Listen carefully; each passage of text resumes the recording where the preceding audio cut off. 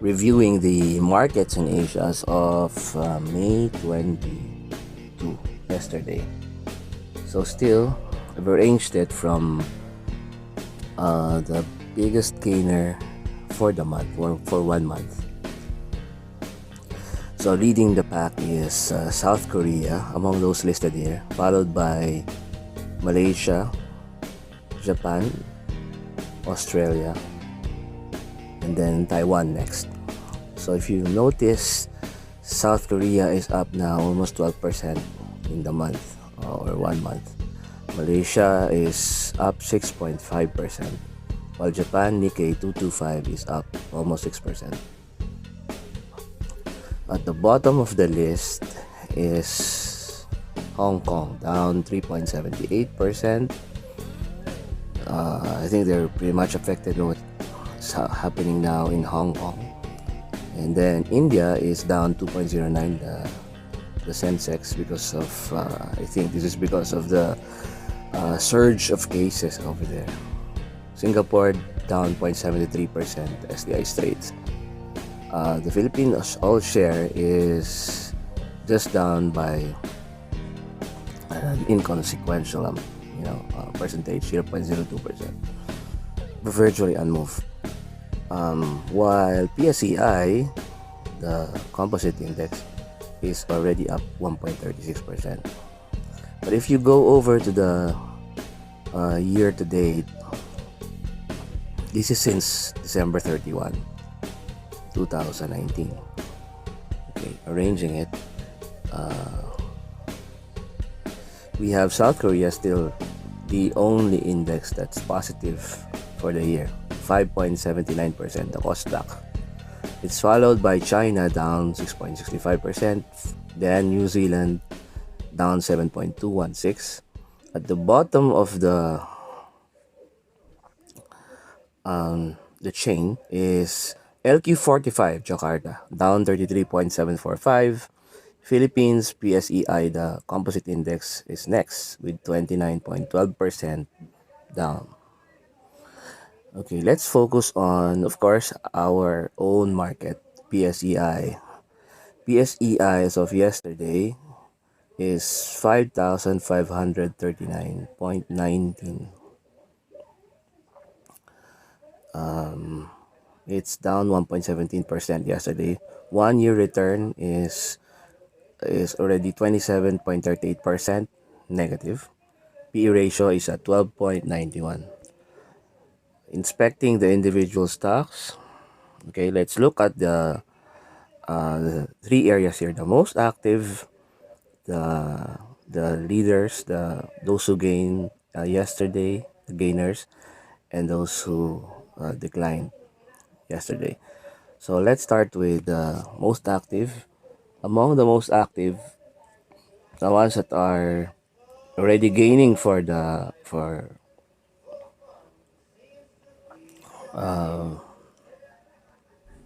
month at least, is Ayala Land. Most gainers yesterday, it's down yesterday, but it's already up 2.3% 1 month. Followed by Metro Pacific, up 0.38% already in 1 month. Among the leaders, the gainers yesterday, most of the gainers yesterday have lost value in 1 month. But LT Group, this is the Lushotan Group, is only down 1.73 in the month. San Miguel Corporation down 1.8%, Avoitis Power down 1.9%. Among the gainers yesterday, GT Capital is down 17.4% in 1 month. Among the laggers, those that went down in value yesterday, Ayala Corp is the best, performing in 1 month. It's already up to 18% in 1 month. Still down 15% year to date though. Followed by Robinsons. This is RRHI. Ayala Land up 2.3%. Security Bank is at the bottom of the rung Down yesterday and already down 21.2% in 1 month. So let's focus on that. Now, Security Bank is hard hit among the banks. It's already down 50% in 1 year. PE ratio is only 5.9%. So if you look at PE ratio and you're a value investor, immediately what comes to mind is, wow, what's happening to this bank?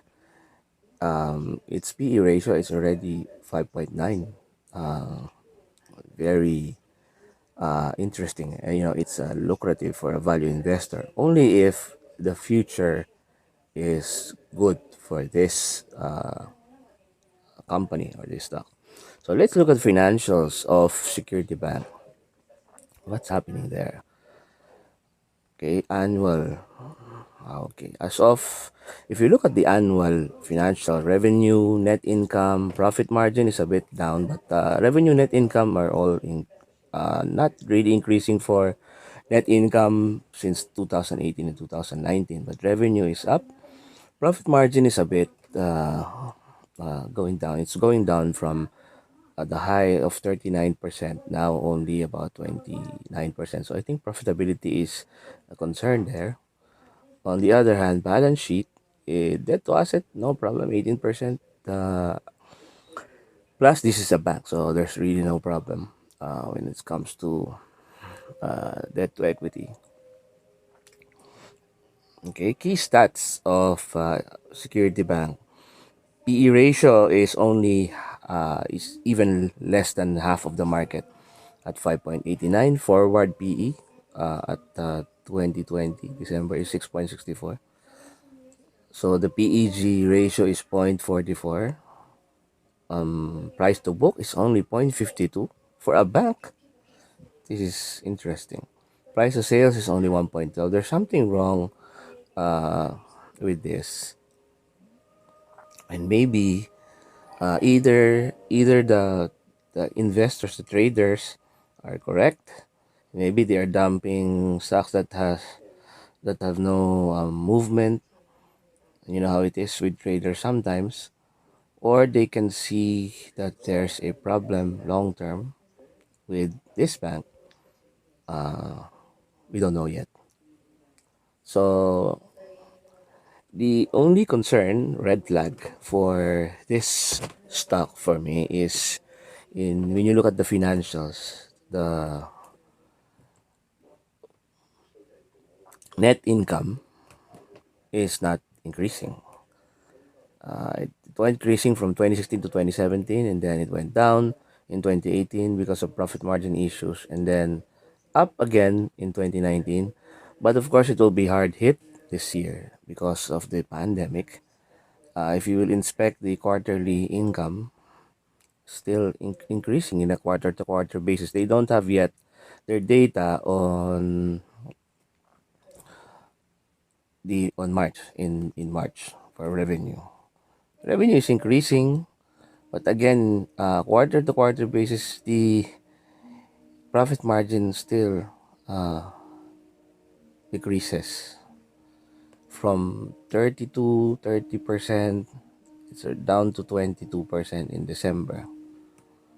We don't know yet, so maybe we'll stick around to find out what's wrong with the Security Bank. It's a bank, so we are assuming that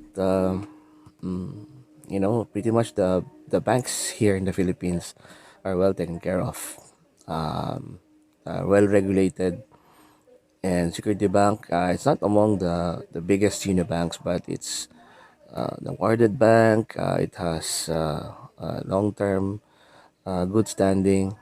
So if this is a mistake by the market, then probably it's a good time to enter Security Bank because of the low valuation it is being given by investors and traders. Especially, price to book is only 0.52. Maybe you won't see that again. So at 55 pesos per share, sorry, at 82.8 pesos per share. one of the lowest in 5-year period already. Its high is about 250 pesos back in 2017. So yeah, I think Security Bank, if we will inspect it further, see that its income, although the profit margin is decreasing, we have so many compensation for the value of Security Bank, then it will be a cautious buy for me, at least. So that's it for today. Thank you for watching. See you again tomorrow.